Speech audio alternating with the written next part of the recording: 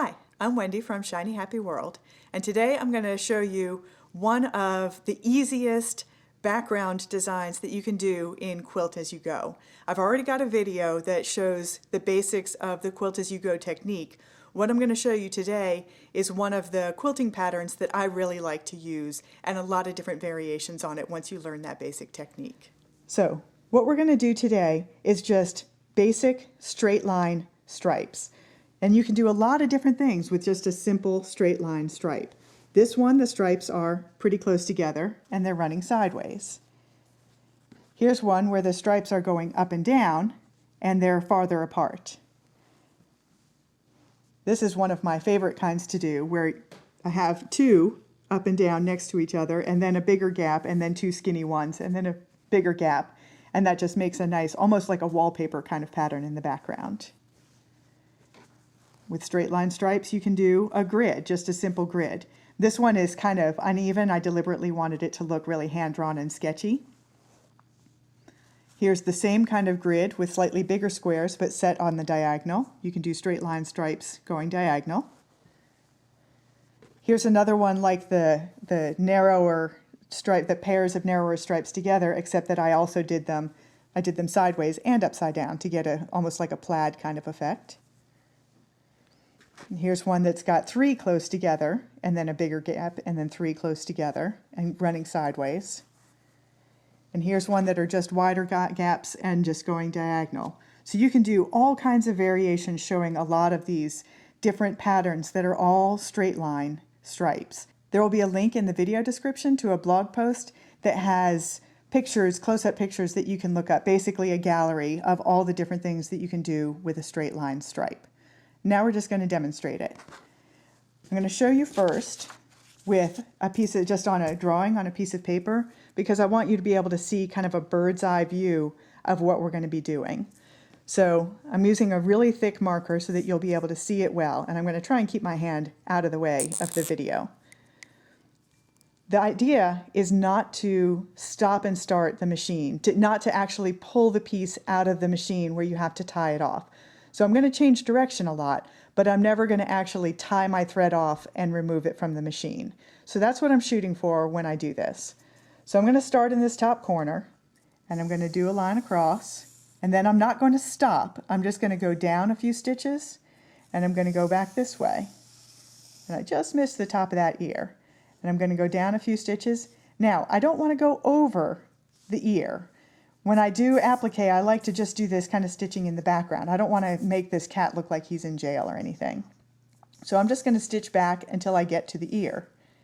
Then I'm going to go down. So I'm just going to keep zigzagging around, echoing the shape of the cat here as I go. And I almost always am doing this in a matching color thread, so it's not really very noticeable. Now, I need to go back up to where I left off. So here I do have to stop and start, tie it off, and then I'm going to start again up here, and I'm just going to go across and down. I would actually go all the way to the ear, and then down, and then across here. And that's where I'm going to have to finish this in between the ears part. But then I'm going to carry that up and over and go down, and then just do the same thing on this side that I did. So I'm going to do lots and lots of stripes on this guy, but I'm only going to need to stop and start and tie off my threads a couple of times. I needed to do it down here, and I needed to start again up here. But other than that, I was able to do everything else just with turning it around. So now I'm just going to show you on an example in the machine. You won't see the bird's eye view, but you'll see a little bit of how we do the stopping and starting and turning. So this is the block that we're going to work on. I've got it layered with the batting, and I've already done the stitching around the applique. You don't need me to show you that. That's just stitching around the edges of it, and there's nothing, there's no really decisions to make. You just go around the edges of all the pieces. So what I'm going to do here is start some stripes, just a little bit from the bottom. Now I'm starting here. I am going to backstitch a little bit just to get going and tie it off.